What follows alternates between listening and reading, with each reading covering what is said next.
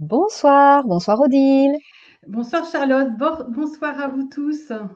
Et bonsoir à vous toutes, bonsoir à vous tous, toutes les personnes qui sont déjà là en direct, déjà dans le chat. Merci beaucoup, de vous présenter dans le chat et de dire oui de quel endroit vous venez. Il y a notamment Bernadette, Suzanne, Daniel, Séverine, Véronique, Catherine, Sylvie, Jocelyne, etc. Et puis on a un peu dans tous les coins de la France. On a même la Nouvelle-Calédonie. Ouais, le Tarn, Yvelines, waouh, ça vient de partout en France. Donc merci beaucoup pour votre présence. Merci aux personnes aussi qui regardent ce replay et qui vont regarder ce replay. Et bienvenue sur l'Académie de la Nouvelle Vie. Et ce soir, je suis ravie d'accueillir Odile, comme vous voyez, Odile Aymonier, avec qui nous allons parler de surpoids et de kilos yo-yo. Voilà. Alors, pourquoi justement tout se joue dans l'enfance, c'est ce que vous allez savoir ce soir. Si vous avez des questions, profitez-en, c'est le moment. Vous pouvez les inscrire dans le chat et puis je les relayerai à Odile vers la fin de la conférence pour qu'elle puisse y répondre. Voilà, on va donner la parole à Odile. Odile, est-ce que tu veux bien, avant de rentrer dans le vif du sujet, nous expliquer le pourquoi du comment entre les kilos émotionnels, les pulsions alimentaires, la souffrance aussi émotionnelle qu'il y a derrière? Est-ce que tu veux bien te présenter en quelques mots? Et puis après, je vous souhaite à tous une excellente conférence. Bonsoir, je suis vraiment contente de vous retrouver ce soir pour aborder ce sujet de l'impact de ce que l'on peut vivre dans l'enfance sur le surpoids de l'adulte. Il se trouve que moi, comme sans doute beaucoup d'entre vous, j'ai vécu des choses pas toujours faciles et il se trouve que plus tard, à l'âge adulte, j'ai commencé à avoir la balance qui penchait du mauvais côté.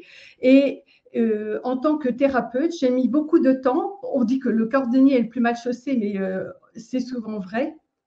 J'ai mis du temps à utiliser les techniques que je connaissais en psycho-énergétique sur mon propre cas de surpoids et de kilo yo-yo. Imaginez, c'est ce que je dis souvent parce que je trouve ça drôle, j'ai perdu en tout, j'ai éliminé en tout et pour tout 700 kilos. C'est le poids d'un ours brun. Ça en dit long sur le yo-yo que j'ai connu. Et à partir du moment où j'ai utilisé toutes les techniques de psycho-énergétique et psycho-émotionnelle que j'ai connues, eh bien, j'ai pu me libérer de tout ce qui faisait que je compensais, je me rassurais, je me réconfortais dans la nourriture. Et c'est la raison pour laquelle j'ai décidé de faire partager mon expérience, mes connaissances, mes compétences à toutes les personnes qui connaissent la même problématique que celle que j'ai connue. Alors, voilà ce qu'on va faire.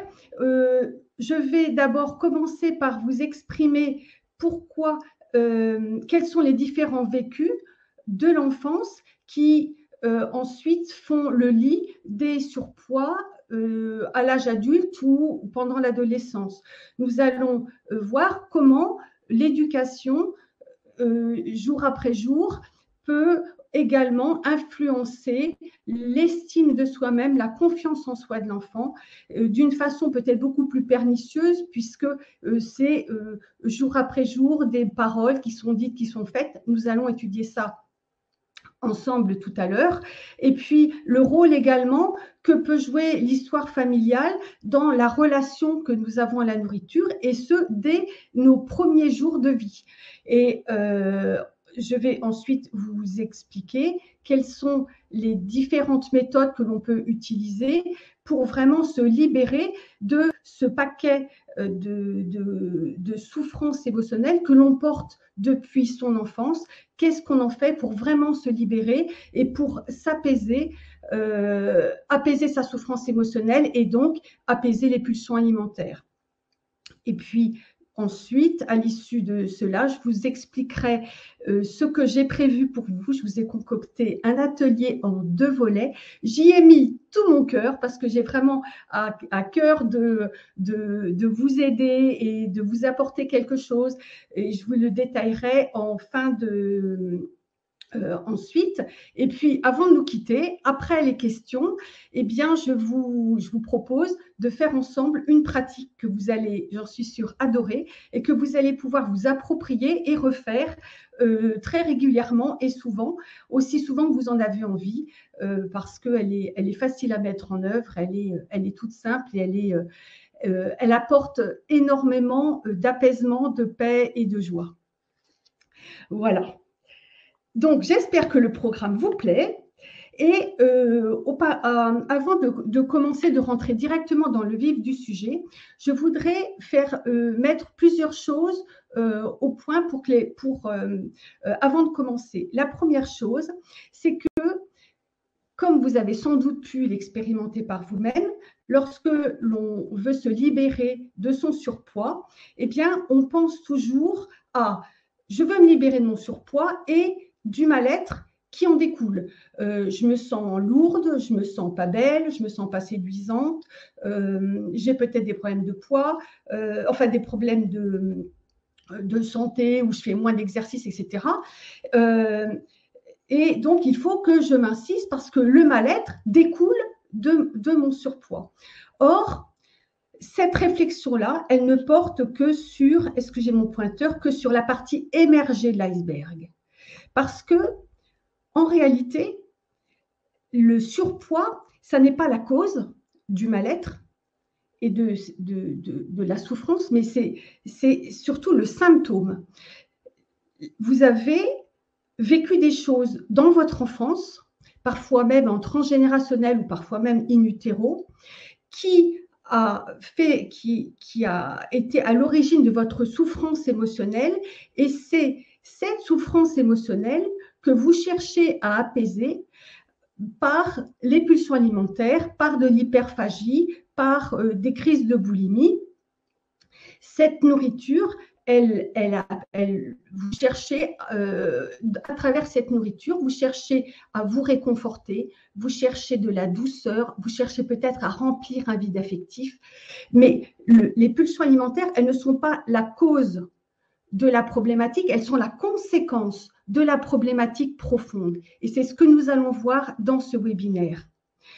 Et avant de parler de la relation entre les parents et les enfants, je voudrais vous dire 3 points. Le premier, je voudrais vous partager, je ne fais pas de prosélytisme, mais je voudrais simplement vous partager la croyance dans la réincarnation qu'ont les bouddhistes.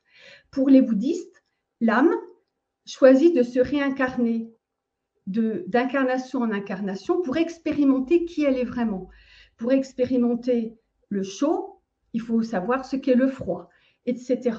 Et donc, à chaque incarnation, l'âme se choisit un chemin de vie, se choisit une mission, se choisit d'expérimenter qui elle est vraiment à travers les expériences qu'elle se choisit dans l'incarnation qui s'apprête à avoir lieu. C'est un peu comme un acteur choisirait un scénario pour expérimenter son champ de créativité. Mettons par exemple, j'en ai assez de faire les aventuriers, je voudrais être un James Bond par exemple. Eh bien, l'âme fait la même chose. Et l'âme se choisit ses parents. C'est là où je voulais en venir. L'âme choisit ses parents parce que c'est en fonction de la nature, de la situation, du caractère, de l'histoire des parents que nous allons pouvoir expérimenter qui on est vraiment. L'histoire des parents et ce que les parents vont nous faire vivre et vont nous faire partager va être constitutif de ce que l'on va vivre dans cette incarnation-ci. Donc, c'est drôlement intéressant de se dire, mais en fait, mes parents, ils ne sont peut-être pas à la hauteur de mes besoins, de mes attentes, mais mes parents, je les ai choisis. Et quand on se dit ça, eh bien, ça apaise beaucoup peut-être la colère ou la rancune. On se dit, mais oui, en fait, ils font ce qu'ils peuvent. Et là, on en arrive au deuxième point que je voulais vous dire. Des gens qui sont heureux, ils partagent la joie, le bonheur, que des ondes positives. Les gens qui sont en souffrance, ils ne partagent que des ondes négatives.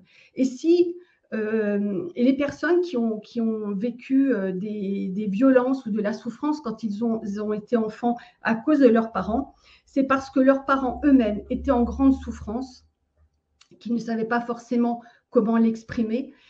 Et l'enfant, lui, il n'avait pas conscience de ça. L'enfant n'a pas conscience de la souffrance de ses parents. Il accueille ce qui est, un point, c'est tout. Et voilà, nos parents, s'ils ne sont pas à la hauteur ni de nos besoins, ni de nos désirs, ils font ce qu'ils peuvent et ils sont souvent plus à plaindre qu'à blâmer. Le troisième point que je voulais préciser, c'est que ce dont on va parler ce soir, ce n'est pas les situations, c'est la façon dont l'enfant ressent les situations. C'est son ressenti qui importe plus que les situations elles-mêmes. Et puis, la dernière chose que je voulais vous dire, c'est qu'un adulte ne voit pas les choses de la même façon qu'un enfant. Un enfant voit les choses de sa fenêtre. Les contraintes des adultes, ça lui passe très, très au-dessus de la tête. C'est normal, c'est un petit. Donc, ça va aussi être une explication du ressenti parfois souffrant de l'enfant. Cela étant posé, nous rentrons dans le vif du sujet. Alors, quels sont… alors, je me suis livrée à une classification pour que les choses soient un peu plus claires. Bon, elle vaut ce qu'elle vaut, c'est ma classification. Donc, j'ai classé les différentes violences sous 4 types. Il y a les violences actives dirigées contre l'enfant, les violences actives non dirigées contre l'enfant, les violences passives dirigées contre l'enfant et enfin les violences passives non dirigées contre l'enfant. Et je reprends mon fil rouge pour être sûre de ne pas me mélanger les pinceaux. La violence active dirigée vers l'enfant, sous ce vocable, je pense aux violences physiques, aux violences verbales, aux violences psychologiques que l'enfant se prend en plein plexus. Ces violences-là, elles vont vraiment beaucoup entamer l'estime de soi et la confiance en soi de l'enfant, et ce, dès son plus jeune âge. Parce que dans son inconscient, il va se dire, l'adulte qui est en charge de mes besoins, de mes désirs, de ma sécurité, de mon intégrité, les foule à ses pieds. Ça veut dire qu'elles n'ont pas de valeur. Et si tout ça, ça n'a pas de valeur, c'est que moi non plus, je n'ai pas de valeur. Et c'est ce qui fait que l'estime de soi et la confiance en soi s'effondrent. Au cours de l'atelier que je vais animer, je vais rentrer beaucoup plus en détail dans ces différentes violences. Là, je vous donne simplement 2 ou 3 exemples pour que ce soit plus clair pour vous, pour les illustrer, mais nous allons, dans l'atelier, être beaucoup plus complet et plus exhaustif dans les différents types de violences. La violence active non dirigée vers l'enfant, là, c'est quelque chose qui est très violent, que l'enfant également se prend en plein plexus, mais qui n'est pas dirigé vers lui. Ça peut être, par exemple, le fait qu'il soit témoin de la violence conjugale de ses parents, ou qu'il soit témoin de l'alcoolisme agressif de ses parents. Vous voyez, c'est extrêmement violent, c'est quelque chose qui est récurrent, mais qui n'est pas dirigé vers lui. Mais comme il est impliqué affectivement dans l'état de ses parents, et bien, il le prend, ça l'impacte profondément. Pour ce qui est des violences passives, la violence passive qui est dirigée vers l'enfant, j'ai pensé à tout ce qui était indifférence. Un enfant, quand il grandit, il a vraiment besoin, il pense qu'il y a lui et puis il y a le monde tout autour. Et il a besoin de sentir qu'il était attendu, qu'il fait la joie de ses parents, qu'il est vraiment très important. Et quand l'attitude des adultes lui démontre que ça n'est pas le cas, c'est c'est un coup de tonnerre dans son ciel bleu, c'est extrêmement lourd à vivre pour lui. L'indifférence, c'est quelque chose qui est très dévastateur. L'enfant se dit, je n'intéresse pas papa ou maman, ça veut dire que je n'ai pas de valeur. Ça veut dire que je ne suis pas, je n'ai pas ma place sur terre. Ça veut dire que je ne, je n'ai pas de, à nouveau, j'ai pas de valeur, j'ai pas lieu. Peut-être que je ne mérite même pas de vivre. C'est quelque chose qui est extrêmement lourd. Et puis enfin, la dernière catégorie que j'ai prévu, c'est la violence passive non dirigée vers l'enfant. Et donc, ce type de violence, elle est involontaire la plupart du temps de la part des parents. L'enfant est plutôt victime d'une situation. Et c'est parce que cette situation, elle est souvent décidée par les parents, pas toujours quand il s'agit de décès, par exemple, elle est souvent décidée ou acceptée par les parents. Et donc, la souffrance de l'enfant est soit ignorée, soit niée, soit minimisée.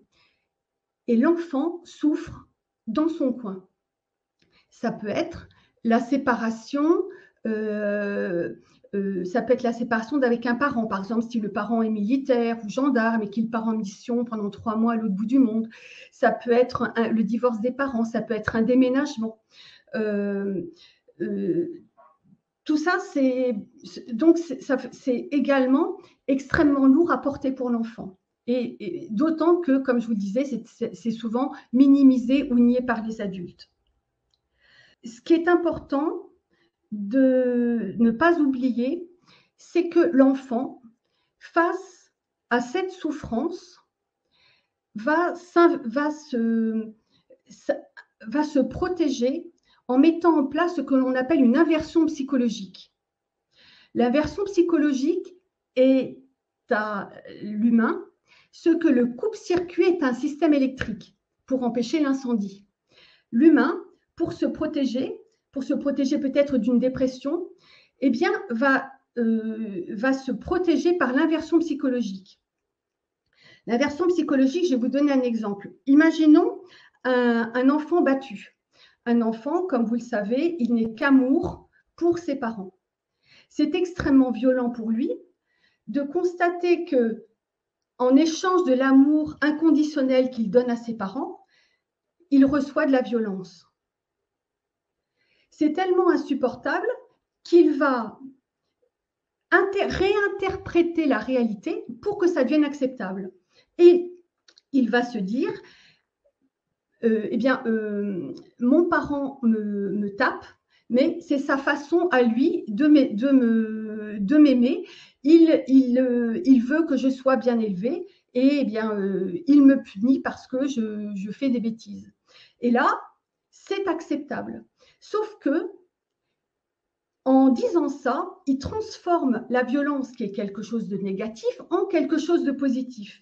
Ce qui fait qu'à cause de cette inversion psychologique, il va être nourri par tout ce qui est négatif, il va rechercher le négatif, et tout ce qui est positif va l'épuiser.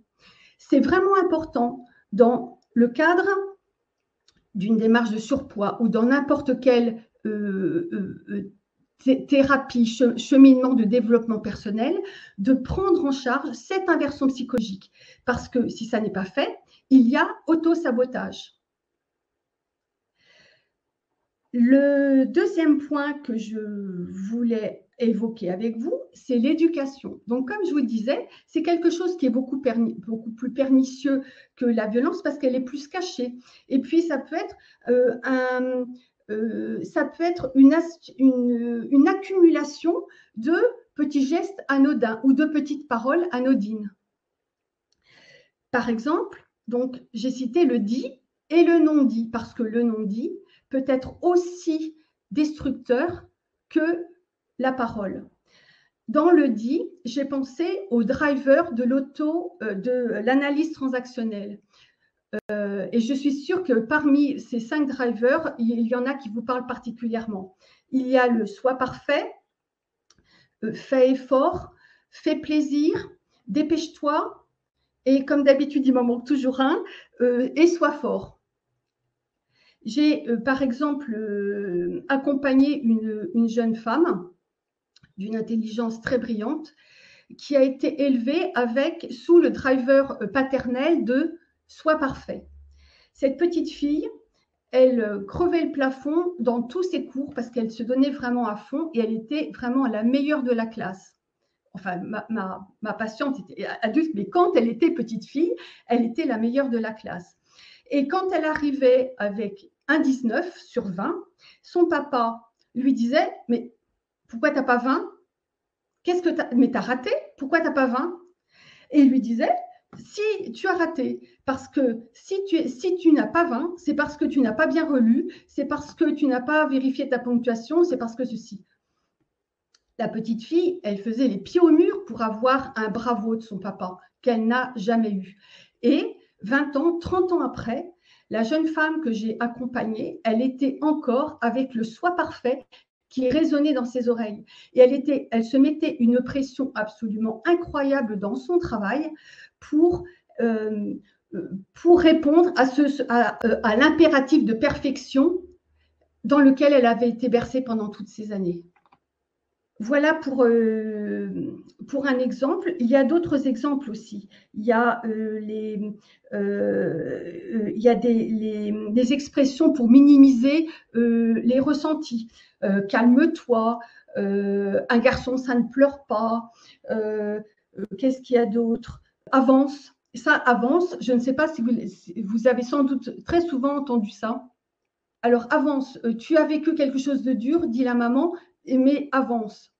Et ça, c'est extrêmement, c'est lourd à vivre pour l'enfant parce que c'est minimiser sa souffrance. Calme-toi, c'est pareil, des enfants qui se mettent à rire, à jouer, à exprimer leur joie, sans entendre calme-toi, pof, c'est l'éteignoir sur la tête, c'est également difficile.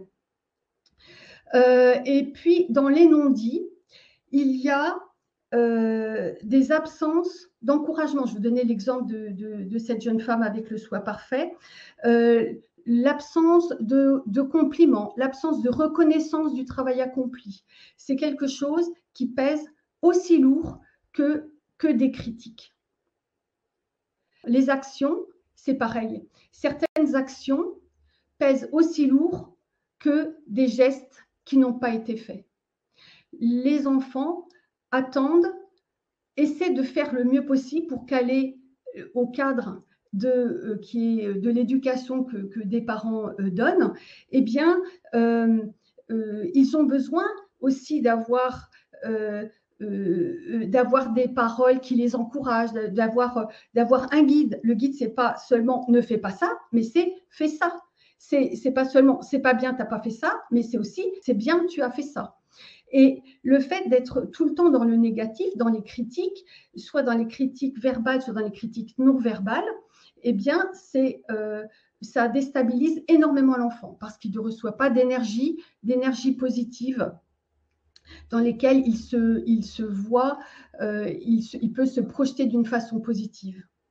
Dans ce qui est fait, eh bien, ça peut être une inégalité de traitement entre frères et sœurs. Mais ça peut être dans le non-fait, c'est-à-dire l'oubli d'un cadeau, l'oubli de célébrer un succès au foot, à l'école ou que sais-je. Ces oublis, encore une fois, ça peut faire aussi mal qu'une critique. L'éducation toxique, elle, c'est le combo de tout un tas de choses. Alors, ça peut être des critiques systématiques. J'en vois souvent quand je fais mes courses, il y a des petites 5-6 ans avec des parents qui s'imaginent qu'un enfant bien élevé, c'est un enfant qui est élevé quasiment à la cravache. Et je vois souvent des parents qui leur parlent super durement arrête ceci, arrête cela, machin. Le gosse, il regarde juste les couleurs, les paquets, il y a des grandes allées pour courir. Enfin, bien sûr, il faut le cadrer parce que c'est invivable, mais de là à critiquer systématiquement l'enfant, qu'il fasse blanc, qu'il fasse noir, de toute façon, il se fait critiquer ou il se fait gronder, c'est vraiment lourd pour un enfant. Les punitions à tort et à travers également, et ça peut être même pour des vétilles. Il n'y a parfois aucun rapport entre les punitions et les erreurs des enfants. L'enfant est complètement largué, il n'a plus aucun repère. Et c'est extrêmement déstabilisant pour l'enfant et ça l'empêche de se construire. Et vous allez voir à quel point ce type de stress peut avoir des conséquences lourdes. Il y a des responsabilités trop lourdes. J'ai accompagné une dame qui portait encore, et elle avait 60 ans, elle portait encore les cicatrices émotionnelles de ce qu'elle avait vécu quand elle était enfant. Elle avait 5 ans, une petite sœur de 3 ans, et sa maman les laissait régulièrement toutes les deux, toutes seules dans l'appartement et allait faire ses courses ou je ne sais pas trop quoi. Et la petite de 5 ans était responsable de sa petite sœur de 3 ans.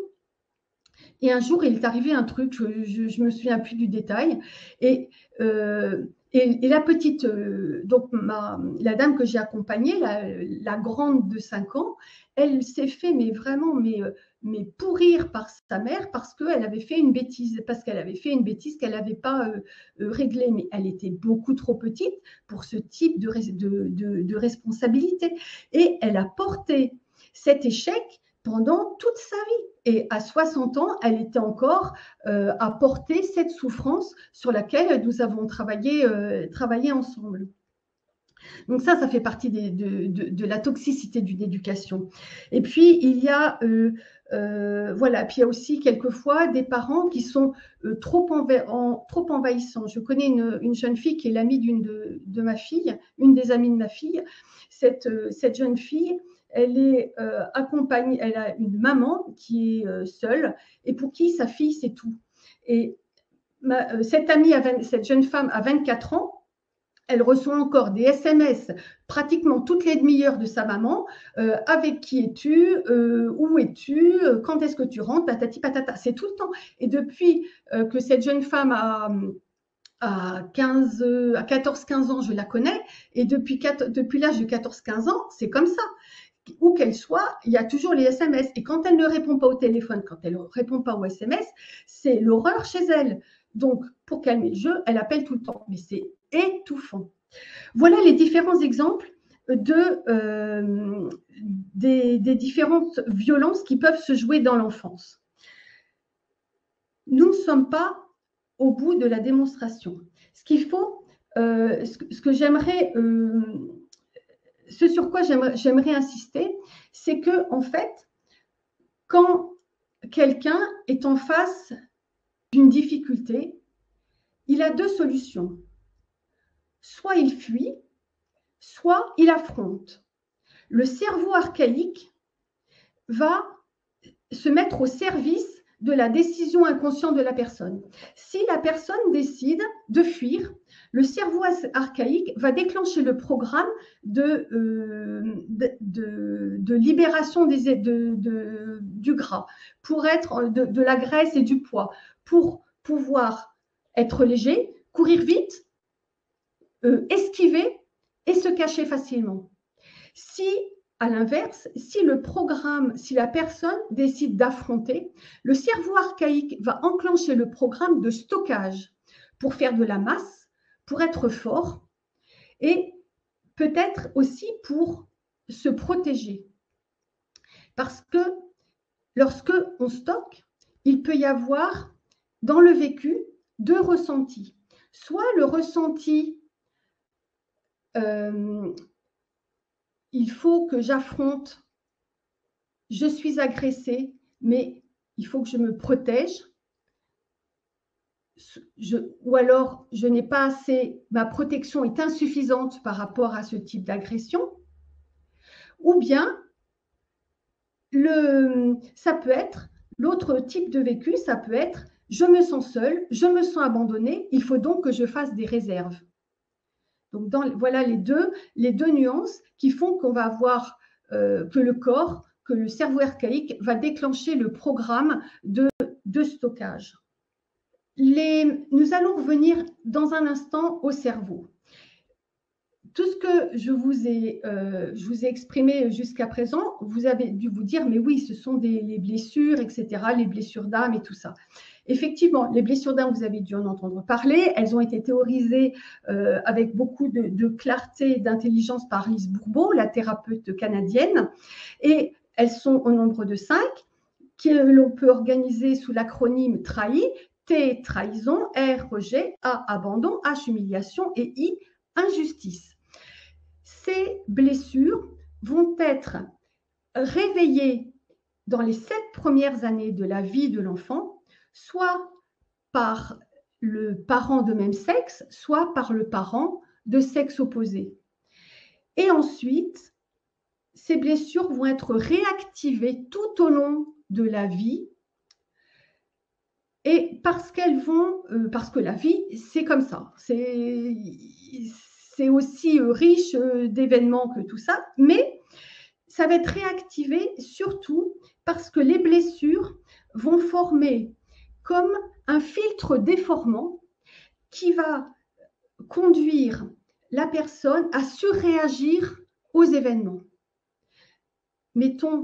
Imaginons une situation où il y a le début du commencement d'une trahison. On fait vivre à cette situation 2 personnes, une qui porte la blessure de trahison, l'autre qui ne la porte pas. Eh bien, la personne qui porte la blessure de trahison va vivre d'une façon beaucoup plus sensible, beaucoup plus forte cette situation parce que ça va réactiver sa trahison. Le filtre déformant qu'elle porte depuis l'événement qui s'est passé entre 2 et 4 ans avec son parent de sexe opposé va faire qu'elle va surréagir à cette situation. Donc, vous voyez, je vous disais tout à l'heure au début, ce n'est pas la situation qui compte, c'est la façon dont on réagit qui compte. Voilà un autre exemple. Et maintenant, nous allons passer à une analyse de neurosciences des événements que l'enfant vit tout petit. Je vous ai parlé de la réaction du cerveau archaïque tout à l'heure. Il y a également le cerveau émotionnel qui comporte le thalamus, l'amygdale et l'hippocampe. C'est ici. L'amygdale, c'est vert. Je ne sais pas si vous le voyez bien.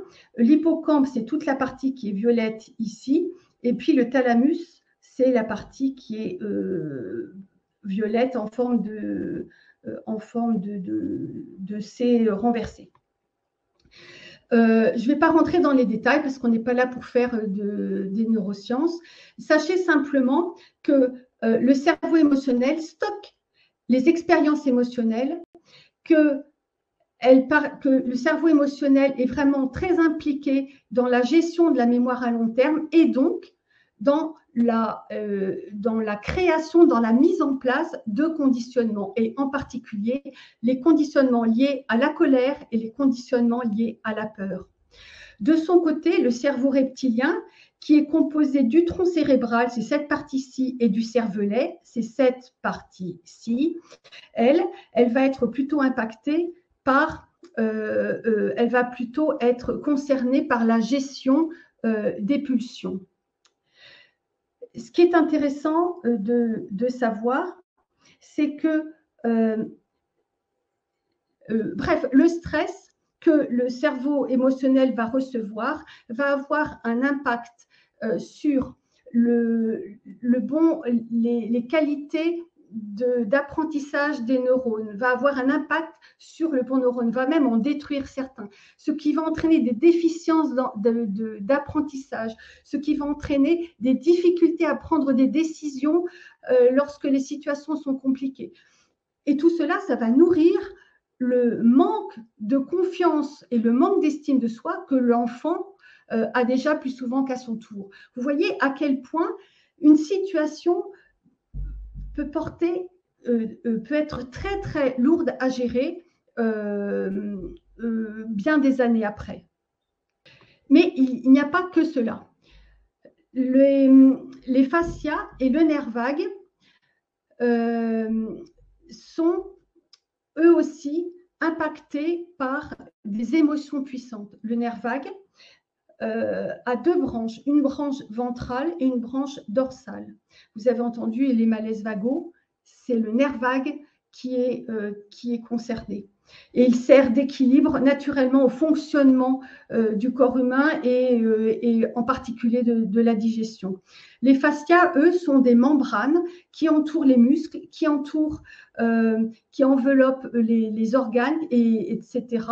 Et sous l'effet d'une émotion, qu'elle soit puissante et unique ou qu'elle soit d'une densité moins élevée, mais qu'elle s'étende sur la durée, sous l'effet de ces émotions, les fascias et les nerfs vagues vont se figer et vont enfermer l'enfant, emprisonner l'enfant dans ses émotions. Et vous avez vu que tout à l'heure, le cerveau émotionnel faisait la même chose. Donc, il y a double enfermement dans les émotions de l'enfant. Maintenant, si on se penche sur le plan de l'épigénétique, l'endoderme, l'ectoderme, le mésoderme, il y a même les mésodermes, le mésoderme cérébelleux et le mésoderme cérébral, eux, ils représentent plus des 2/3 de l'organe du corps. Ils transmettent le patrimoine génétique et ils reçoivent également, ils engramment toutes les émotions que l'enfant peut vivre. La violence, les peurs, les colères, tout cela, c'est engrammé dans l'endoderme, l'ectoderme, le mésoderme, les mésodermes. En fonction de la nature de ce que l'enfant va vivre, eh bien, ça va être engrammé plutôt dans l'endoderme, plutôt dans l'ectoderme. Et puis, on parlait de patrimoine génétique, il est également transmis par le système génétique. Il est impliqué également dans le comportement alimentaire, de même que le cerveau que nous avons vu tout à l'heure. Donc, vous voyez que quand on prend en charge l'amincissement, quand on prend en charge les pulsions alimentaires, ça ne suffit pas de manger une tranche de poulet vapeur et du poireau à l'eau. Il faut vraiment, tant que c'est parti, tant que toutes ces dimensions-là ne sont pas prises en charge, on ne peut pas atteindre un résultat qui soit efficace et qui soit durable. C'est vraiment important de prendre en charge toutes les dimensions qui sont impliquées émotionnellement par la souffrance émotionnelle de la personne. Et puis, il y a aussi un autre point qui est peut-être moins source de violence, de souffrance, mais qui perturbe la relation à la nourriture que nous pouvons avoir, et ce, dès les premiers moments de vie. Une maman, lorsqu'elle a son bébé qui pleure, elle a très vite tendance à lui enfourner un biberon ou une tétine ou le sein dans le bec pour que surtout il arrête de pleurer. Il vient très peu à l'idée des mamans que l'enfant a juste envie d'être dans les bras, qu'il a juste envie de sentir la chaleur et la sécurité de maman. Pendant 9 mois, il était bien au chaud, bien cocoon, et le voilà avec les sons criards, la lumière forte, les sons trop forts, etc., le froid. Il a envie de retrouver la douceur de maman. Et la mère y pense très rarement. Alors, elle va le prendre et elle va lui mettre la tétine, le biberon, le sein dans le bec. Et l'enfant va faire une association. Il va se dire que lorsque j'ai besoin de douceur et du câlin et de la sécurité des bras de maman, eh bien, je reçois de la nourriture. Il va faire un lien entre le besoin de sécurité et l'apport de nourriture. Vous voyez, le biais s'installe extrêmement vite. Ce qui n'est pas le cas lorsque c'est le cas de prendre les repas. Mais l'association entre le plaisir du repas, de se nourrir et les bras de maman, ça fait partie aussi, c'est la naissance de la convivialité du repas. Donc là, il y a une nuance. Je ne sais pas si, si je suis claire dans la nuance. Il y a autre chose qui va avoir beaucoup d'impact aussi dans votre relation à la nourriture, c'est l'hygiène alimentaire telle qu'elle vous a été transmise par les parents. Il y a, j'ai déjà entendu plusieurs fois, et je trouve que c'est tellement vrai, j'ai entendu dire, il est plus facile de changer de religion que d'habitude alimentaire. Et vous êtes d'accord avec moi? C'est assez vrai. Et c'est d'autant plus vrai que lorsque on grandit avec une hygiène alimentaire qui n'est pas tout à fait rigoureuse, on a énormément de mal à se mettre à la cuisine, à une nourriture saine, équilibrée, variée, légère, etc. C'est très, très perturbant. Et dans certaines familles, c'est catastrophique. Quand j'allais chercher mes enfants à l'école et quand j'allais les emmener le matin à l'école, il y avait des petits qui avaient à la main pour tout petit déjeuner des sachets de bonbons ou des sachets de chips ou bien des sachets de biscuits apéritifs pour le petit déjeuner et pour le goûter. Mais bon. Donc ensuite, quand il y a des problèmes de poids, rectifier tout ça, c'est pas si simple. La culture familiale, c'est intéressant aussi et ça peut avoir un impact extrêmement profond et extrêmement caché dans notre relation à la nourriture.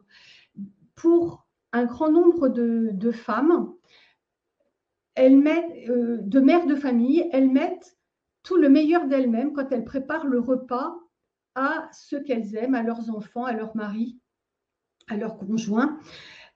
Et quand elles apportent le repas, elles attendent de la part de la famille que l'amour qu'elles ont mis dans ce plat soit accueilli. Elles font la confusion entre l'amour et l'expression de leur amour. Et ça va être les « mange mon petit, mange », oh ben, vous n'allez pas laisser ça, « fais plaisir à maman, finis ton assiette », etc. Ou « fais plaisir à maman, reprends-en ». C'est la négation totale du signal de satiété de l'enfant, du fait que l'enfant n'aime peut-être pas tellement les choux de Bruxelles ou les épinards, etc. Et ça va laisser une empreinte durable dans la relation à la nourriture pour l'enfant et pour l'adulte en devenir, parce qu'il va apprendre à ne pas tenir compte des signaux que lui envoie son corps. Je n'ai pas envie, je n'ai plus faim, etc. L'ambiance à table, dans certaines familles, le repas est le moment où tout le monde se retrouve et quelquefois c'est le moment des règlements de compte. Donc c'est lourd à porter pour les enfants. Et puis, il peut y avoir aussi l'habitude de prendre ses repas devant la télévision. En même temps qu'on prend les repas, on prend les meurtres, les assassinats, les guerres et les crises économiques. Et l'enfant absorbe tout en même temps face à la négativité et les énergies basses de ce qu'il reçoit. Eh bien, il va manger plus pour compenser les énergies basses. Et il va manger d'autant plus qu'il ne fait pas attention à ce qu'il mange, il ne fait pas attention à la quantité qu'il mange et il ne fait pas attention non plus, il n'écoute pas non plus son signal de satiété. Donc, 3 points qui vont à nouveau nourrir l'idée que le signal de satiété, qu'on n'est pas à l'écoute du corps. Je parlais de l'attitude de la maman avec le nourrisson. L'enfant va peut-être, le nourrisson va peut-être en déduire que la nourriture, c'est une consolation. Et souvent, vous avez, peut-être que vous-même, vous l'avez vécu quand vous étiez enfant, on donne souvent à un enfant du chocolat ou un bonbon ou un gâteau pour le consoler ou pour le récompenser. Et à l'inverse, on le prive de dessert s'il n'a pas été sage. Donc, il y a une association entre le sucre et la récompense ou le réconfort qui ensuite va se mettre en place plus tard. Et puis enfin, il y a les bonbons, ce que j'appelle les bonbons babysitter. Quand l'enfant est un peu turbulent et qu'on a envie d'un peu de calme, on le met devant un dessin animé, un paquet de chips, de bonbons de chocolat, hop, il en a plein la bouche, on ne l'entend plus et on est tranquille. Et ça, évidemment, inutile de vous dire que ça n'est pas bon du tout. Et là aussi, ça perturbe la qualité de relation avec la nourriture. Alors, comment se débarrasser de toute cette situation? Ce qu'il importe de comprendre, c'est que vous l'avez vu, dans les endroits où s'engramme cette souffrance émotionnelle, il est important de la prendre complètement en charge. Et chaque lieu, chaque endroit où la souffrance s'est engrammée, que ce soit dans l'ADN, que ce soit dans le cerveau, que ce soit dans le cerveau de l'intestin, le troisième cerveau, eh bien, il est important de prendre cette souffrance émotionnelle d'une façon différente. Et pour moi, chaque pratique interpelle la souffrance émotionnelle à un certain niveau. Et il est donc très intéressant de proposer un certain nombre de pratiques afin qu'elles rentrent toutes en synergie les unes avec les autres et qu'elles abordent vraiment la souffrance émotionnelle de la personne dans sa globalité. Et c'est ainsi que l'on va atteindre un résultat pérenne et un résultat vraiment efficace. C'est vraiment en interpellant toutes les dimensions de l'être. Parce que, n'en déplaise à la médecine occidentale, notre corps, ça n'est pas une succession de tranches de saucisson bien imperméables qui se succèdent, mais c'est au contraire des différentes dimensions qui s'enchevêtrent, qui sont extrêmement intriquées, étroitement intriquées les unes avec les autres. Et il convient de prendre tout cela en charge et de le prendre avec douceur, avec respect, au rythme juste. Et ça aussi, c'est important. Je voyais récemment sur Instagram les signatures, les pseudos des gens qui veulent, des femmes qui veulent mincir. Ça, c'est la guerre au kilo, l'Amazone de la balance. Mais surtout pas, c'est complètement contre-productif parce que derrière l'adulte, ou plutôt à l'intérieur de l'adulte que vous êtes, il y a le petit enfant que vous avez été et qui est toujours en souffrance. Quand vous vivez quelque chose qui vous perturbe, un accrochage avec un collègue, un voisin ou que sais-je, ça n'est pas l'adulte qui répond. C'est le petit enfant que vous avez été en souffrance qui répond. Parce que ce que vous vivez aujourd'hui réactive et rentre en écho avec ce que le petit enfant a vécu. Et ça lui fait revivre sa souffrance d'enfant.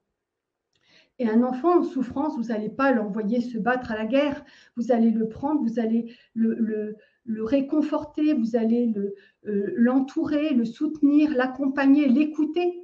Et c'est ça qui est aussi important dans la libération de ce bagage émotionnel. Mais c'est important d'écouter, mais ça n'est pas suffisant. Donc, le fait d'écouter, de prendre en charge, donc en douceur, avec le rythme juste, comme je vous le disais, et avec les différentes techniques de psycho-émotionnelles, psycho-énergétiques, de thérapie quantique, de thérapie cognitive. Vous voyez, toutes ces techniques, toutes ces thérapies, avec l'EFT également, toutes ces thérapies, elles ont toutes une valeur, un rôle, et elles interpellent toute la souffrance à un certain niveau. Donc, en étant pluridisciplinaire, on peut vraiment faire un travail de qualité, un travail complet. Et pour prendre en charge les mémoires cellulaires, pour prendre en charge les cicatrices émotionnelles dans le cerveau, pour réparer les altérations de l'ADN, pour défiger les fascias et les deux branches du nerf vague, et puis également pour réparer tous les dysfonctionnements et toutes les déformations du corps énergétique. Parce que le corps énergétique, lui aussi, il imprime tout. En fonction de ce que vous allez vivre, un corps énergétique plutôt qu'un autre va absorber l'émotion. Il va se déformer, il va se décentrer, il va se mettre à l'envers. Et il est important de faire en sorte de réparer les corps énergétiques, de les recentrer, la tête en l'air, parce que si ça n'est pas fait, eh bien, il y a toujours un mal-être, il y a toujours quelque chose, on sent que il manque quelque chose, que tout n'est pas juste, tout n'est pas vertical. Donc, l'atelier que j'ai prévu pour vous s'organise en 2 volets. Donc, le premier, c'est le 17 novembre. Il me semble que le deuxième, c'est le 24 novembre. De toute façon, la date, je l'ai écrite pour être bien sûre.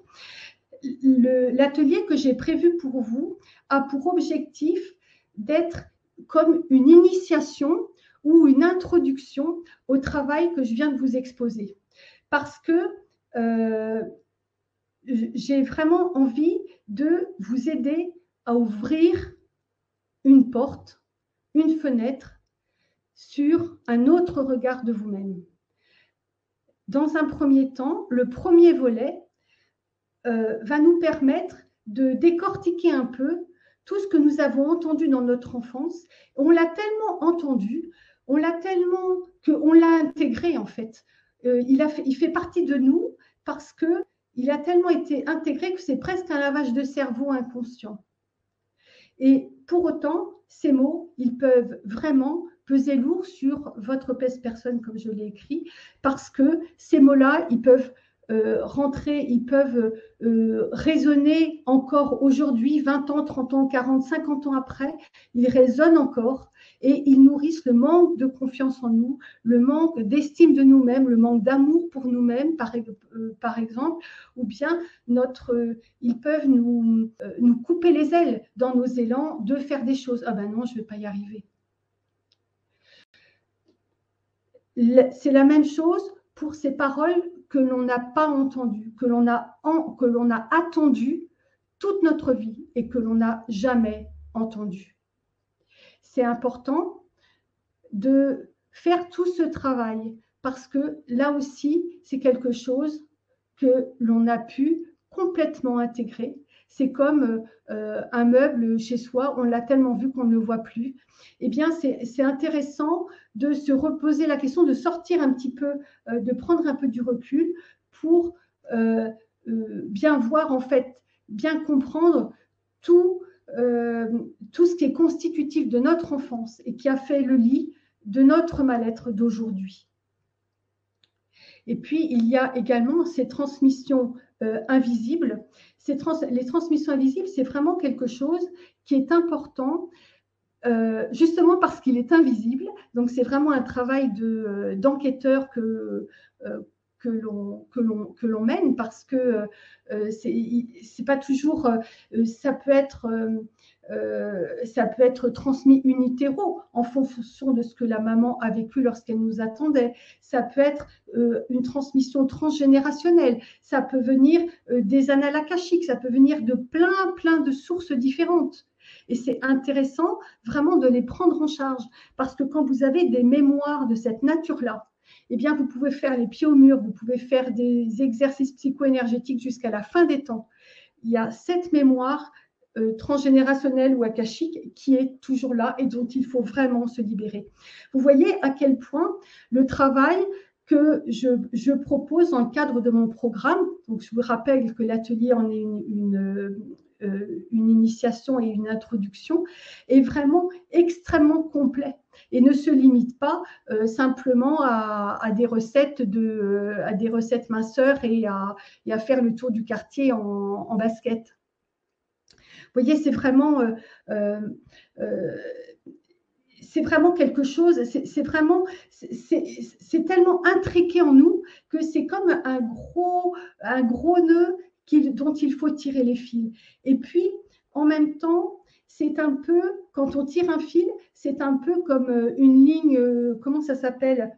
Ça a un nom, les lignes des pêcheurs, vous savez, où il y a un fil principal et puis il y a plein de fils secondaires avec des hameçons au bout. Je crois que ça s'appelle la traîne.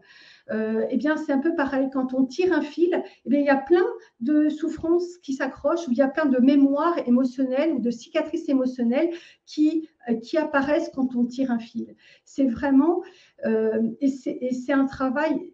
Et quand on tire ce fil, il y a un allègement, c'est quelque chose qui est mais fantastique. On se sent libéré de quelque chose comme une chape de plomb qui nous tombe des épaules.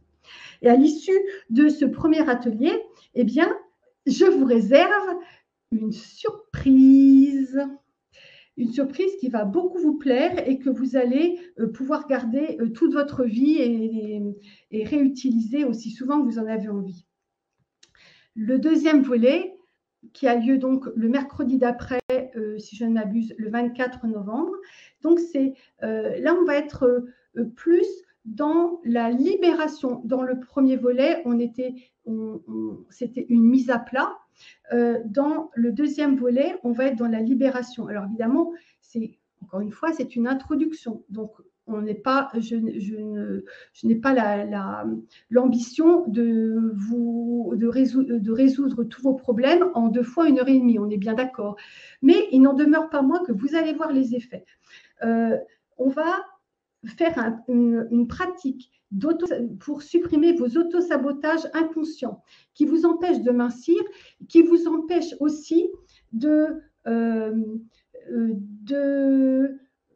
sortir de votre zone de confort aussi, qui vous empêche d'être vraiment qui vous êtes vraiment, qui vous empêche de réaliser ce que vous avez envie de faire, de mettre en place des projets, etc.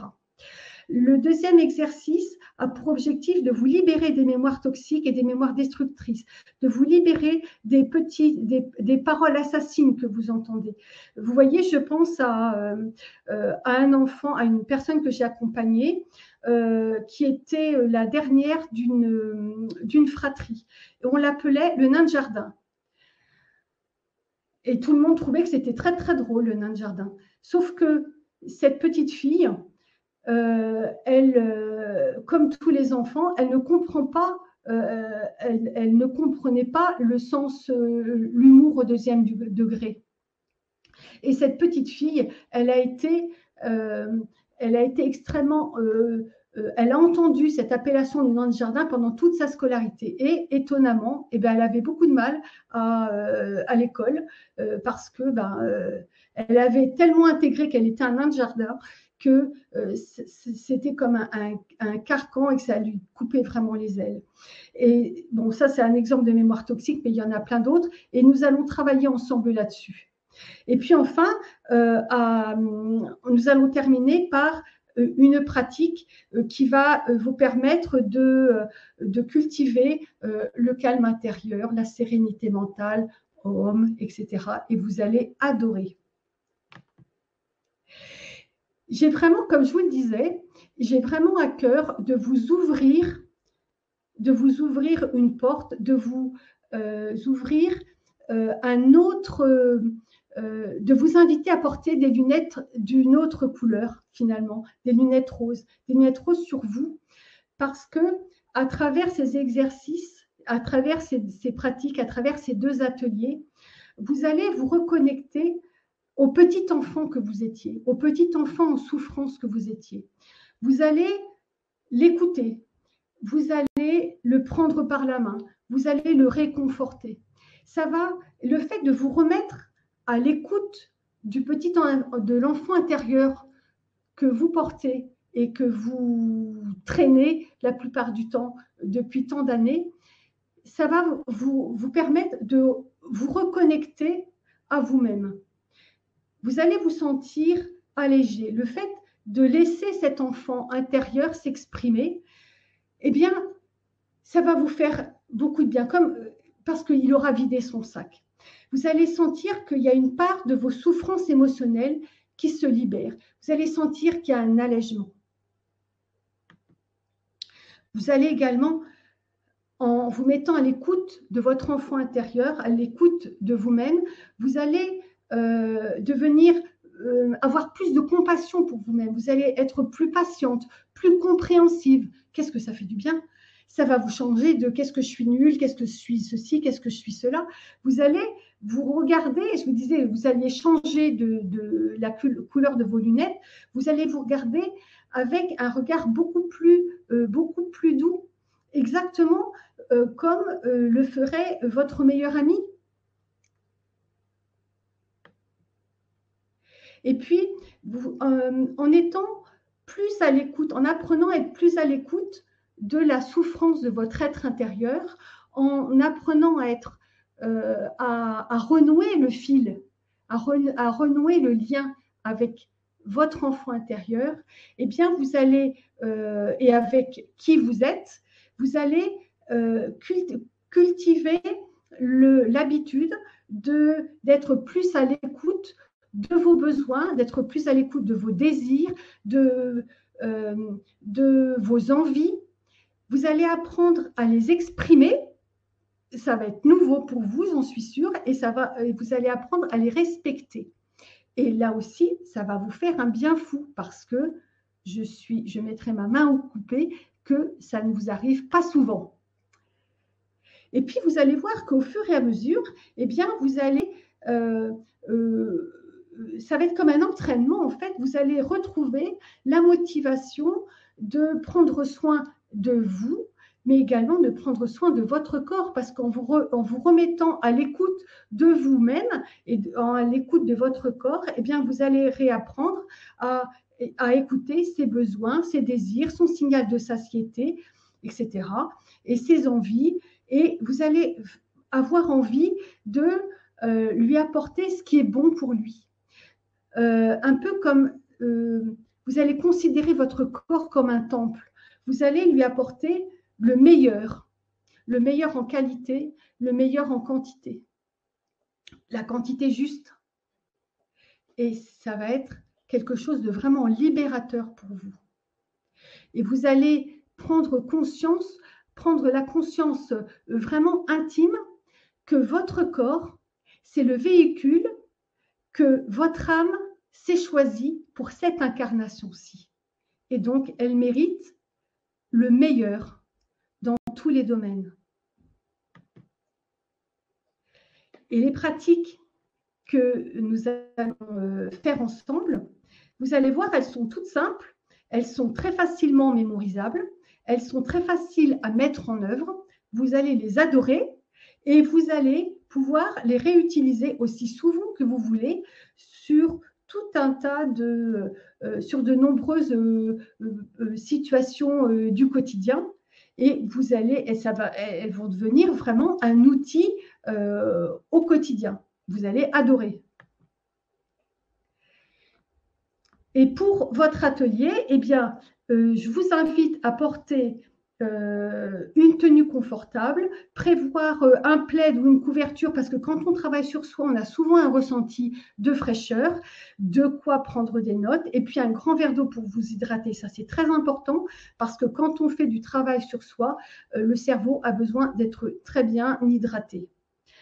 Voilà, je crois que j'ai fait le tour de la question. Merci Charlotte? beaucoup. Oui, merci beaucoup, Odile. Quel programme tu nous concoctes et avec, eh bien, vraiment une invitation à se relier à soi, à son enfant intérieur, au corps, pour, voilà, vivre aussi une vie différente. Et alors, pour ces deux ateliers, donc le mercredi 17 novembre et le mercredi 24 novembre, donc je vous ai mis l'offre d'Odile dans le chat et je vous le remets là. Il suffit simplement de cliquer dessus et vous cliquez sur soit le bouton rose je profite de l'offre ou sur le lien que je viens de vous remettre, et à ce moment-là il va y avoir un nouvel onglet qui va s'ouvrir, une nouvelle fenêtre où vous aurez tous les détails des ateliers et tous les détails pour vous y inscrire. Si là vous avez besoin d'un petit peu de temps pour réfléchir, sachez que vous retrouvez de toute façon cette offre sur le site l'académie de la nouvelle vie.com, donc académie nouvelle vie.com tout attaché, dans la rubrique replay, et vous cliquez sur la conférence d'Odile et là vous allez retrouver toutes les informations en bas de page. Et pour là les personnes qui regardent cette conférence en replay sur YouTube, le replay sera disponible d'ici 24 à 48 heures. Vous allez retrouver le descriptif sous la vidéo pour justement accéder à l'offre. Et sachez qu'à tout moment vous pouvez vous inscrire sur le site de l'Académie de la Nouvelle Vie pour aussi recevoir les replays et les informations. Donc voilà pour ces informations technique. Après qu'Odile nous ait parlé de tout ce qu'elle va aborder lors de ces 2 ateliers riches, et peut-être que c'est le moment pour les questions. Odile, qu'en penses-tu? Oui, oui, absolument. Oui, oui, je suis prête. Bon, bah super. Alors j'en ai noté quelques-unes et puis là je vous invite vraiment à en mettre d'autres dans le chat. On va prendre un moment pour en transmettre quelques-unes à Odile et puis qu'elle nous fait la joie d'y répondre. Alors j'ai noté tout à l'heure notamment Marie-Claire, lorsque tu parlais des réactions de l'enfant face aux situations difficiles, hein, tu disais soit il y a la fuite, soit il y a l'affrontement, et Marie-Claire demandait est-ce qu'on peut combiner les deux? Est-ce que c'est possible? Non, ce sont deux modes de fonctionnement différents et plutôt antagonistes. Pourquoi Marie-Claire, posez-vous cette question? Qu'est-ce que vous avez en tête? Hmm. Est-ce que vous pouvez répondre dans le chat? Oui, on va laisser Parce quelques que vous instants. voyez, quand on est dans la situation, quand on choisit la fuite, le cerveau archaïque se met en mode déstockage. Donc, il ne peut pas être à la fois en mode déstockage et en mode stockage. L'affrontement, quand la personne choisit l'affrontement, son cerveau archaïque se met en mode stockage, en programme stockage, pour faire de la masse, pour pouvoir faire le poids. Hmm. Donc, vous voyez, on peut pas fuir et se cacher si on fait de la masse. On ne peut pas. Vous voyez, ce sont deux modes complètement antagonistes. Donc, si vous posez la question, c'est parce que vous avez une raison. Et voilà, je voudrais compléter ma réponse par l'idée qui sous-tend votre question. Super. Alors, Marie-Claire vient juste de répondre à l'instant. En même temps, je me dis, c'est des modes en plus inconscients, c'est ça, C'est tout à fait Odile. inconscient. Ah oui, oui, oui, oui, tout à fait inconscient. Donc, on n'en a pas forcément conscience du comportement qu'on a, en fait. Oui, Et exactement. là, Marie-Claire précise, parce que dans certaines circonstances, j'ai utilisé la fuite, dans d'autres, l'affrontement, parfois d'ailleurs avec violence. Euh, alors, si elle l'a fait, le cerveau archaïque n'était pas en. C'était une réponse consciente, c'était pas une réponse inconsciente. Moi, je parle de l'inconscient. Hmm. Ok, ben merci Odile. Voilà, si Marie-Claire a envie de faire un retour, en tout cas, je trouve ta réponse très claire. Il y avait aussi une question de Pomme d'Api. Comment expliquer que l'on puisse trop manger? Est-ce que c'est la peur de manquer alors que je n'ai pas connu la faim? Ça peut être trop manger, ça peut être lié à plusieurs choses. Vous n'avez pas connu la faim, mais vos ancêtres. Vous pouvez, il y a souvent dans l'hyperphagie, il peut y avoir une peur de manquer, et cette peur de manquer est souvent transgénérationnelle, ou bien elle a pu être liée à un moment de votre vie où vous vous êtes senti abandonné. La nourriture est souvent associée à l'amour de sa maman.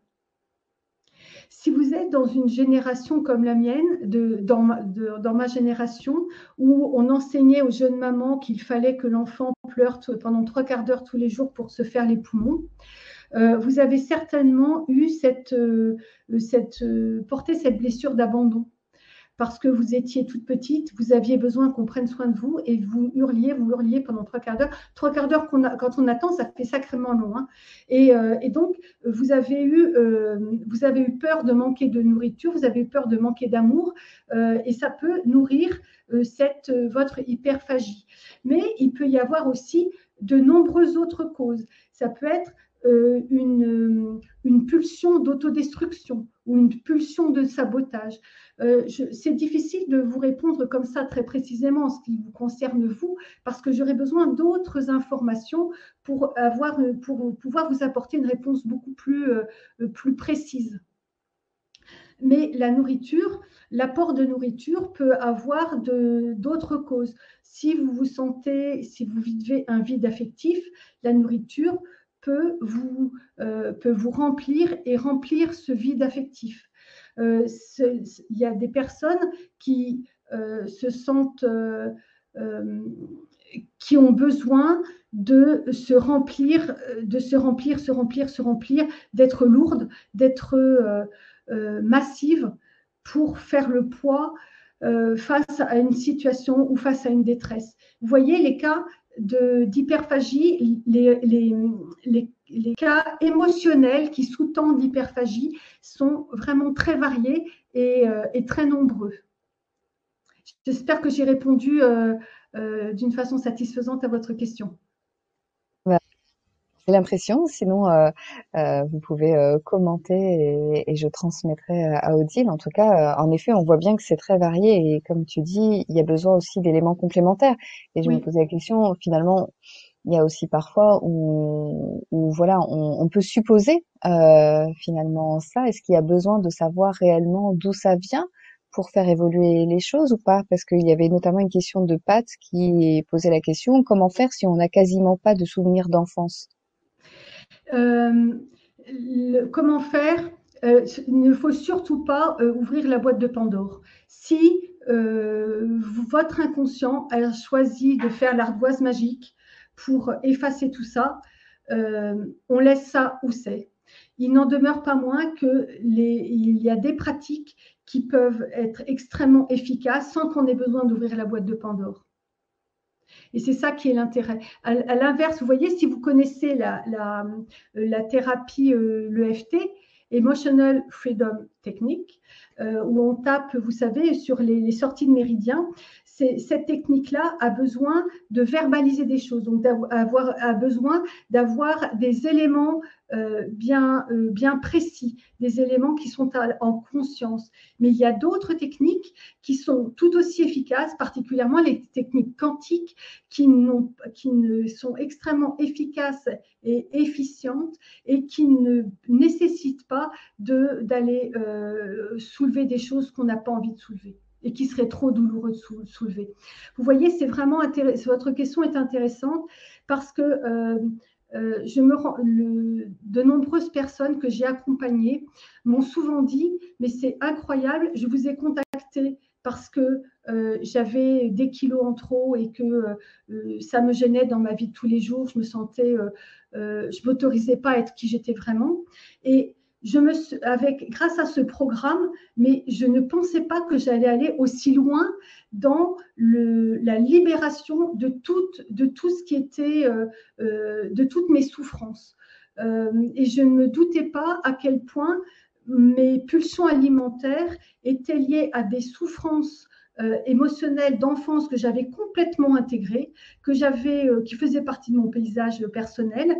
Et le fait de les libérer, ça m'a ouvert des portes. Mais j'ai retrouvé la joie de vivre. Je sais maintenant j'ai retrouvé la joie de me lever, la joie de respirer, la joie de voir la nature, la joie d'être qui je suis. C'est quelque chose qui est on m'a souvent dit à la fin de mon programme, et c'est vraiment un plaisir immense quand j'entends ça, parce que quand j'entends ça, je sais pourquoi je me lève le matin. En tout cas, ça a l'air très très attrayant et c'est vrai qu'il y a toujours des influences, des incidences sur aussi bien l'ensemble de notre vie en fait. Oui.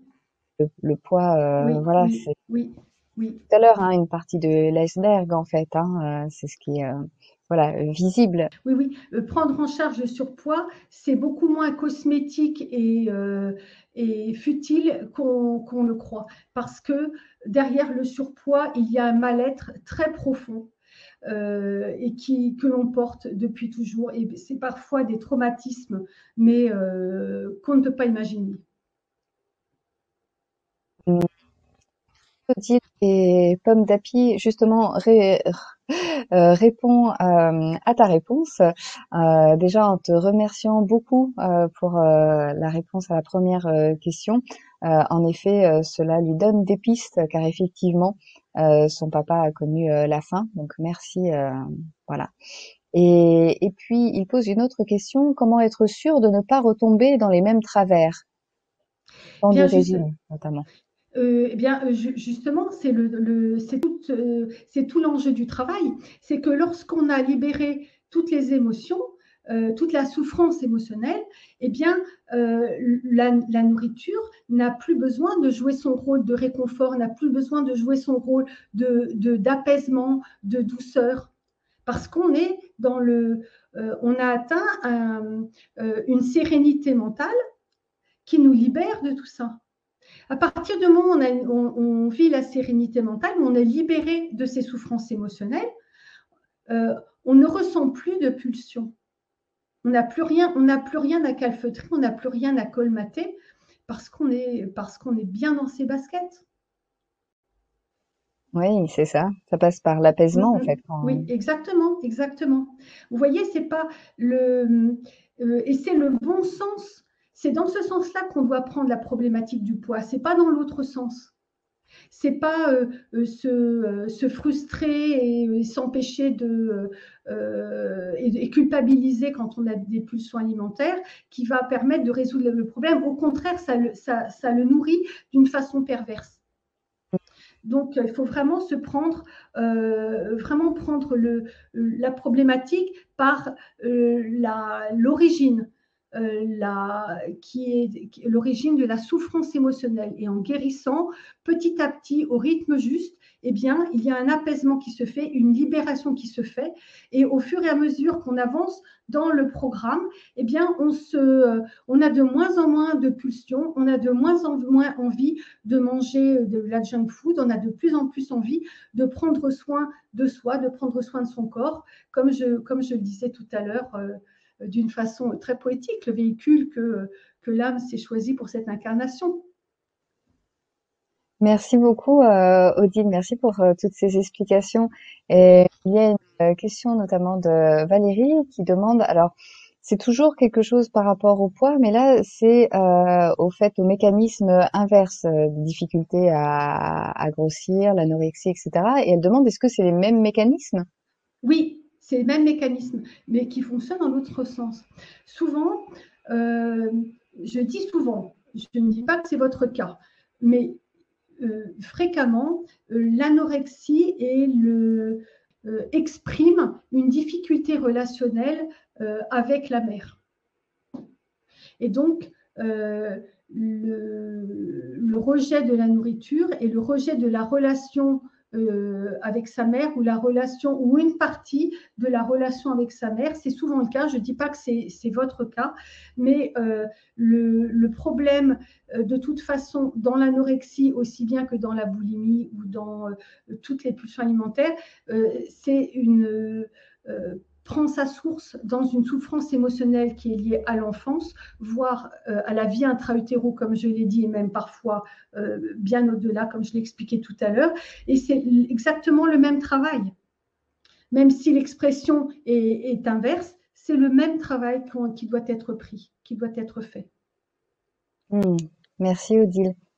Pat repose la question, est-ce qu'on peut faire les ateliers que tu proposes là sans souvenir? On peut, même sans Euh, souvenir d'enfance. sans Oui, avoir de sans se souvenirs souvenir. Voilà, d'enfance. c'est ça. Oui, on peut. Et à mon avis, oui, parce qu'il y aura forcément des choses qui vont parler. Même si on n'a pas vraiment de souvenirs, il peut. il peut, les exercices, les pratiques seront très intéressantes. Oui. Merci beaucoup. Il y avait notamment aussi une question par rapport aux enfants. Est-ce que c'est des pratiques qui peuvent aussi être utilisées pour les enfants? Oui, D'accord. oui. Les enfants adorent Super. parce que c'est très Euh, ludique. hmm, hmm. Bah, voilà. En tout cas, pour les questions, j'ai fait le tour là. Christine nous posait la question justement quand le problème se pose déjà au cours de l'enfance. Est-il possible de mettre en place un programme ou doit-on attendre que l'enfant grandisse? Donc, je pense que là, tu viens de répondre à la question en même temps. Est-ce que c'est bien ça? Oui. Euh, le, Effectivement, il n'est pas nécessaire d'attendre que l'enfant grandisse pour prendre en charge tout cela, parce qu'il ne faudrait pas que l'enfant, en plus de la souffrance qu'il a pu vivre, vivre en plus du harcèlement ou de l'ostracisation ou bien de la honte quand il fait du foot ou de la danse ou je ne sais pas trop quoi. Donc, une prise en charge la plus rapide possible est vraiment intéressante, d'autant que, comme vous l'avez vu dans mes explications en épigénétique et en neurosciences, plus on prend tôt, moins, plus on limite les dégâts sur les neurones et sur les capacités d'apprentissage. Oui, je disais merci beaucoup pour cette réponse complète et ce complément d'information par rapport aux enfants. C'est aussi important. Et tu as les remerciements notamment de Marie-Claire, de Pat, de Pomme d'Api et de toutes les personnes qui ont posé là les questions. Et là, on a fait le tour des questions. Tu nous avais prévu, je pense, une pratique pour Oui, terminer. oui, exactement. Je suis trop contente de la partager avec vous parce qu'elle fonctionne très très bien. Vous êtes prêts? Alors buvez un grand verre d'eau et je vais en faire autant.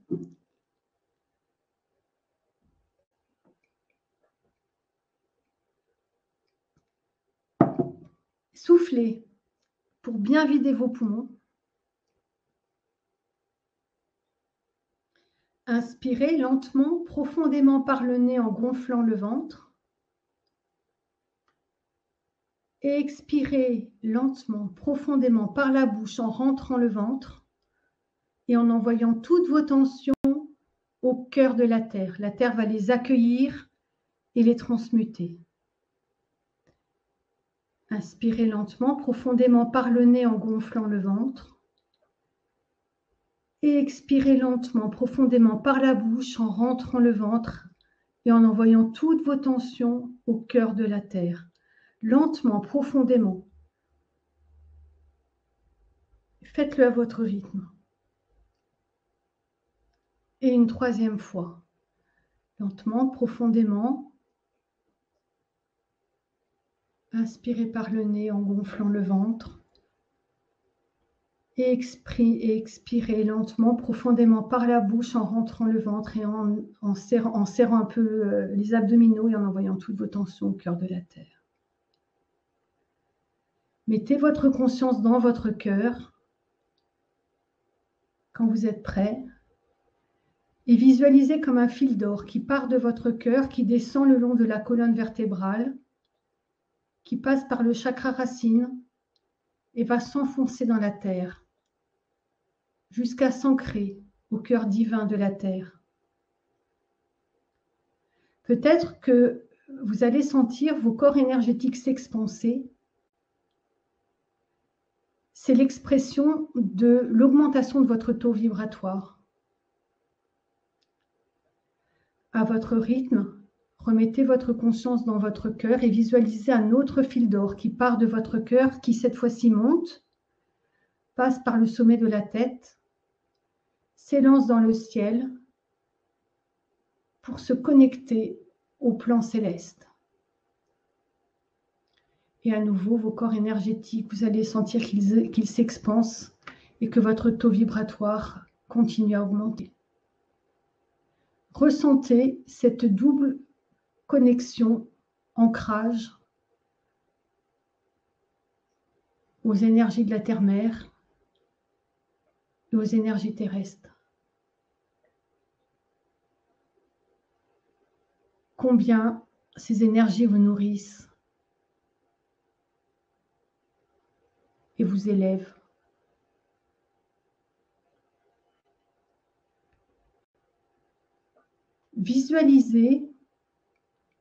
Visualisez-vous l'adulte que vous êtes aujourd'hui, assis dans un canapé.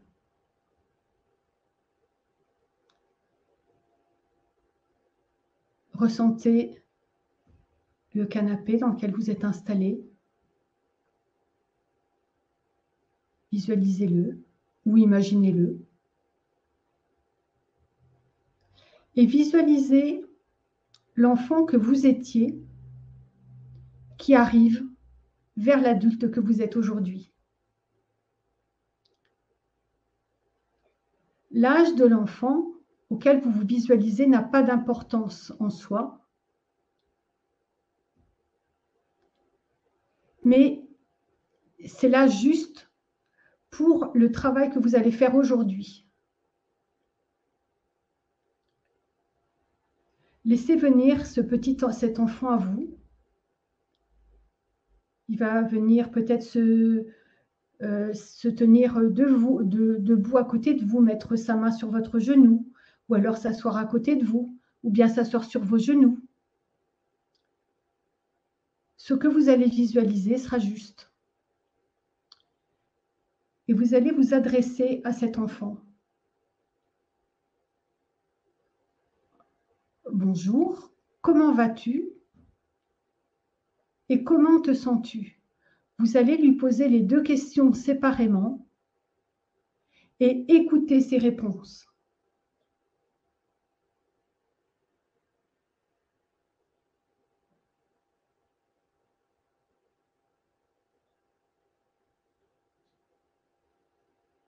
Peut-être que vous n'allez pas entendre des mots, mais percevoir plutôt une émotion. C'est bien aussi. Ou peut-être que l'enfant ne va pas vouloir s'exprimer. Si c'est cela, eh bien, c'est aussi une expression et c'est aussi une réponse. Maintenant, vous allez répondre à cet enfant. Mais attention, ne faites pas comme font souvent les adultes, t'inquiète pas, ça passera, ce qui est une négation, une minimisation de l'émotion de l'enfant, comme nous l'avons vu tout à l'heure. Mais vous allez accuser réception de son émotion, de ce qu'il ressent. J'entends que tu es triste, par exemple. Je comprends que tu le sois avec ce que tu as vécu. Vous voyez, une réponse qui montre à l'enfant que vous êtes à son écoute, que vous le comprenez et que vous accueillez son émotion ou sa souffrance. Donc, je vous laisse parler à cet enfant. Et puis ensuite, vous allez pouvoir le prendre dans les bras, le serrer contre vous et lui dire tout ce que l'enfant aurait eu envie d'entendre il y a 20 ans, 30 ans, 40 ans, 50 ans. Que vous l'aimez, qu'il mérite le meilleur, que vous serez toujours là pour veiller sur lui, sur sa sécurité, sur son intégrité. Et rester et garder cet enfant dans les bras jusqu'à ce qu'il gigote un peu, par exemple, et qu'il ait envie de retourner jouer.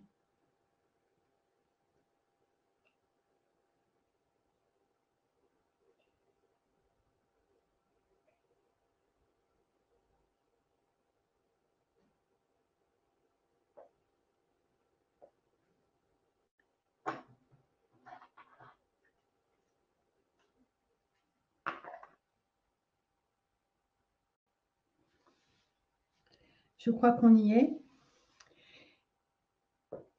Maintenant, Visualisez, continuez à vous visualiser adulte, assise dans votre canapé, assis dans votre canapé, et visualisez un autre vous-même d'aujourd'hui, cette fois-ci, qui vient vous retrouver sur le canapé ou qui s'assoit en face sur un fauteuil. Laissez, laissez, laissez faire la visualisation. Et de la même façon, demandez à l'adulte en face de vous, comment vas-tu et comment te sens-tu? Donc, vous séparez les deux questions, vous écoutez les réponses, et de la même façon, vous allez accuser réception de ces réponses en ne lui disant pas, comme tout à l'heure, ne t'inquiète pas, ça va aller, avance, mais plutôt, j'entends ta souffrance, je reconnais que dans cette situation, que cette situation est douloureuse, etc. Vous allez accueillir la réponse et accuser réception. Et puis ensuite, vous allez prendre l'adulte dans les bras, vous allez le serrer contre vous, lui donner autant d'amour que vous pouvez, lui dire ce que vous aimeriez bien qu'on vous dise. Restez dans ce don et ce partage d'amour aussi longtemps que vous en avez envie.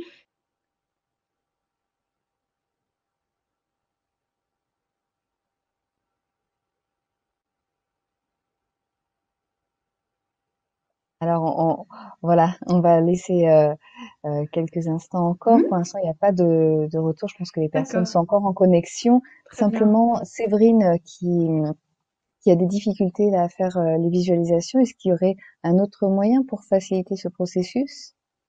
Peut-être que si elle a du mal à visualiser, peut-être qu'elle ressent. Hmm. Mais même si elle a du mal, si elle a du mal à visualiser ou à ressentir, le fait qu'elle mette l'intention, le pouvoir de l'intention est extrêmement puissant. Donc, même si elle ne perçoit pas, même si elle ne visualise pas, l'intention fait le travail. Oui, merci beaucoup, Odile. C'est vrai que c'est primordial. Et lorsque ce sera bon pour vous, voilà, vous pourrez le signifier dans le chat. Et Séverine, justement, dit merci beaucoup. Oui, je ressens des émotions au début, mais je n'arrive pas à voir. Donc, bah voilà, oui, passer par le ressenti et l'intention. Voilà.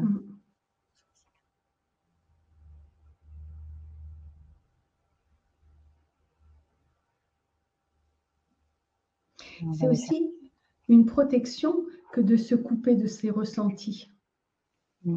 Quelquefois, c'est tellement souffrant que se couper la communication avec son corps, avec ses émotions, c'est une façon de se protéger aussi. Donc c'est une information aussi riche que la réponse que pourrait apporter l'enfant intérieur lorsqu'on se connecte à lui. Je pense que tout le monde est connecté là, à son adulte, en sachant que aussi cet exercice, vous allez pouvoir le refaire puisque là, le replay sera disponible dans 24 à 40. Oui, et puis au-delà du replay, c'est une pratique qu'on peut faire tout seul, hein, comme vous avez vu, comme c'est simple.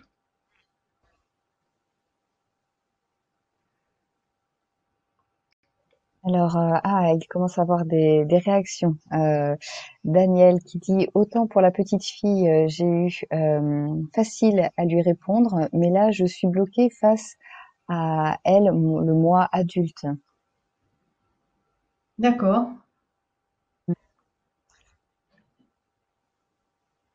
Et Virginie qui dit je ressens trop d'émotions qui remontent. Est-ce une bonne réaction ou non? C'est le signe que vous êtes bien connecté avec votre enfant intérieur et que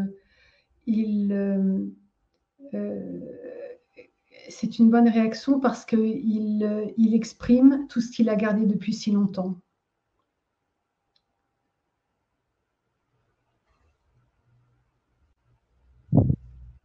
c'est la première phase de la libération dont je parlais tout à l'heure.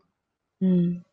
Il y a une réaction de Marie-Claire qui dit: «Je me sens calme, sereine, dans la gratitude, remplie d'amour pour l'enfant Mm, intérieur.» mm, mm.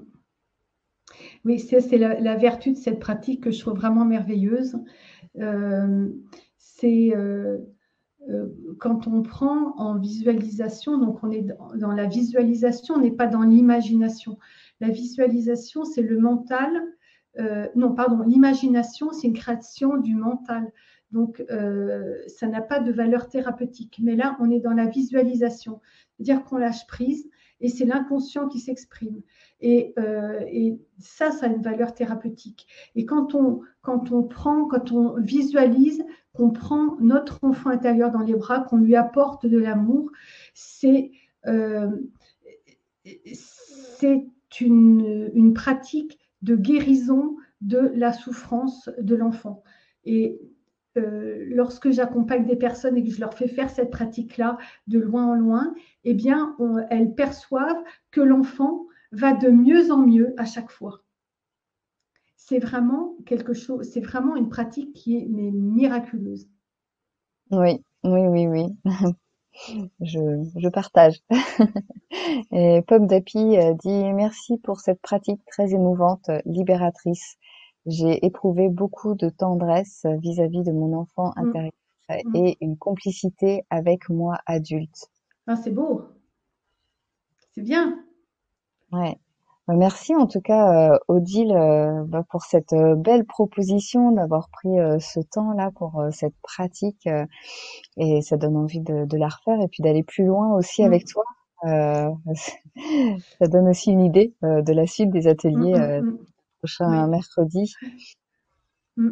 Ah oui, j'ai vraiment à cœur de vous accueillir dans les deux ateliers, enfin les deux volets de l'atelier, les 17 et 24 novembre, parce que ben, j'ai envie que vous chaussiez des lunettes roses, que vous vous sentiez mieux, vous vous sentiez plus légère dans votre tête, plus légère dans votre corps, plus légère dans vos baskets, plus légère dans votre vie.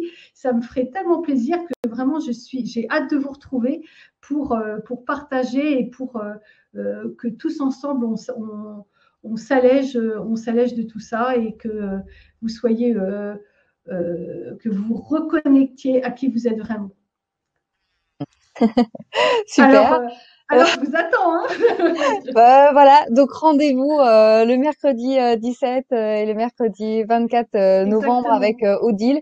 Et puis de toute façon, même si vous regardez en replay, sachez qu'il y a les replays aussi des ateliers. Hein, vous avez deux possibilités. La première offre, c'est celle où vous regardez en streaming en étant connecté sur votre compte, et puis vous pouvez regarder autant de fois que vous voulez.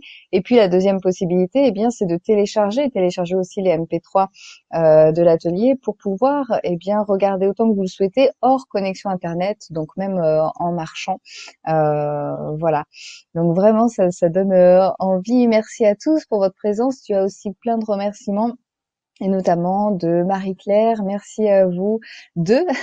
Merci à tous. C'est une magnifique soirée. Daniel qui dit merci beaucoup pour cette belle séance. Donc merci encore Odile pour cette belle soirée. En effet, toutes ces informations riches et cette pratique qui est en effet qui je pense aussi, plus on la fait et plus on amène encore plus d'apaisement dans notre vie. Tu as les remerciements aussi de Valérie. Merci beaucoup Odile, belle connexion à mon enfant intérieur. Mille merci pour cette superbe conférence, dit Sylvie. Donc voilà, je te laisse le mot de la fin pour conclure cette conférence. Je vous remercie tous, je vous remercie toutes et je vous remercie tous de votre attention. Je vous remercie de ce beau partage. J'ai été contente de passer ce moment avec vous. J'espère que ce que je vous ai exposé le plus précisément et concisément possible vous a intéressé et vous a apporté des réponses aux questions que vous vous posiez. Et puis, si cela vous dit, et ce que j'espère, je vous attends, je vous retrouverai aux ateliers. Je vous Merci. souhaite une très belle soirée et merci à toi, Charlotte. Merci à toi, Odile. Merci à tous pour votre présence. Belle soirée à vous tous. Et petite juste réponse à Virginie qui demandait, oui, je suis pas disponible les mercredis. Est-ce que je peux suivre en replay? Mais oui, bien sûr. Voilà, vous pouvez suivre en replay. Donc, je vous souhaite vraiment des beaux ateliers et une belle continuation dans votre vie. Merci beaucoup, Odile, pour tous ces partages et à très bientôt. Belle soirée à vous tous. Merci, bonne soirée.